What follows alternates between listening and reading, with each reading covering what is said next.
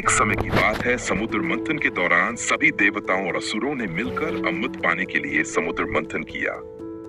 मंथन के दौरान अमृत के साथ साथ कई रत्न, वस्तुएं और शक्तियां प्रकट हुई, जिनमें से एक थी देवी लक्ष्मी। जैसे ही देवी लक्ष्मी प्रकट हुई, उनके सौंदर्य और तेज को देखकर सभी देवता और असुर मंत्रमुग्ध हो गए। लक्ष्मी देवी के हाथों में कमल था और वे स्वयं कमल पर विराजमान थी। उनका रूप अत्यंत ही मनमोहक और दिव्य था। उनके प्रकट होते ही चारों ओर दिव्यता और समृद्धि का संचार होने लगा। लक्ष्मी जी का विष्णु भगवान से विवाह।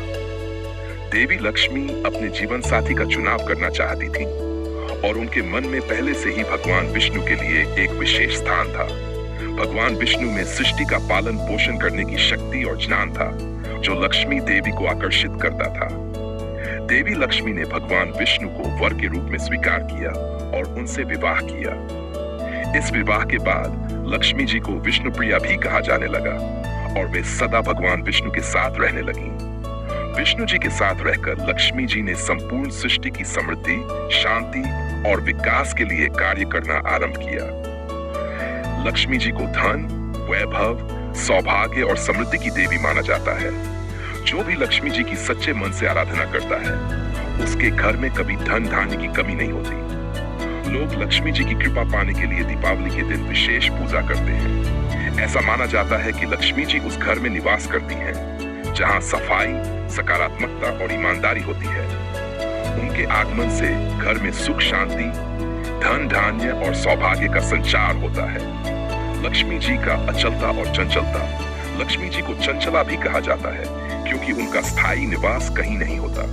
वे उस स्थान पर ज्यादा समय तक नहीं रहती जहां आलस्य, अनाचार और अधर्म हो। ऐसा माना जाता है कि यदि घर में लोग मेहनती, सत्यनिष्ठ और ईमानदार हैं, तो लक्ष्मी जी उस घर में स्थायी रूप से निवास करती हैं।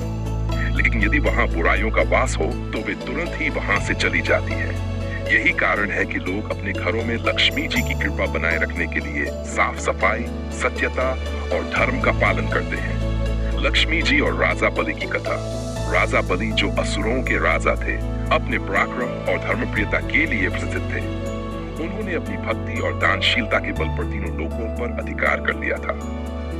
देवताओं ने भगवान विष्णु से प्रार्थना की कि वे राजा बलि के इस अधिपत्य को रोके। तब भगवान विष्णु ने वामन अवतार लिया और राजा बलि से 3 पग भूमि दान में मांगी। राजा बलि ने सहर्ष दान दे दिया। भगवान वामन ने अपने 3 पगों में तीनों लोगों को नाप लिया और राजा बलि को पाताल लोक भेज दिया। राजा बलि के इस त्याग और धर्म का सम्मान करते हुए लक्ष्मी जी ने राजा बलि को अपना भाई मान। रक्षाबंधन के दिन लक्ष्मी जी ने बलि के हाथ में रक्षा सूत्र बांधा और उनसे वचन लिया कि वे विष्णु जी को अपने पास से लौटने देंगे। इस प्रकार अधिपत्य त्याग प्रति लक्ष्मी जी की सहृदयता दर्शाती है कि वे केवल धन की देवी ही नहीं, बल्कि भक्तों की भावनाओं का भी सम्मान करती हैं। लक्ष्मी पूजन और दीपावली का महत्व। दीपावली के दिन मां लक्ष्मी की पूजा का विशेष महत्व है। ऐसा माना जाता है कि इस दिन मां लक्ष्मी पृथ्वी पर भ्रमण करती हैं और अपने भक्तों के घर में निवास करती हैं। लोग अपने घरों को साफ सुथरा रखते हैं, दीप जलाते हैं और मां लक्ष्मी का स्वागत करते हैं।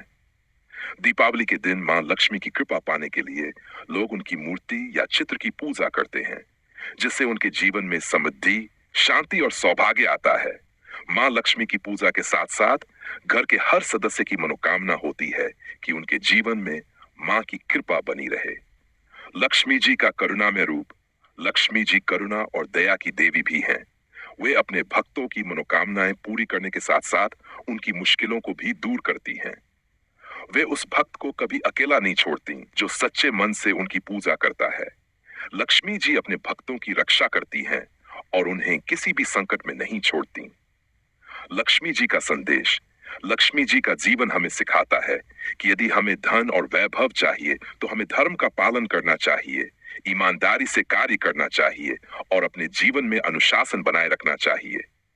लक्ष्मी जी का आशीर्वाद उन्हीं को प्राप्त होता है जो अपने कर्तव्यों का ईमानदारी से पालन करते हैं और परिश्रमी होते हैं।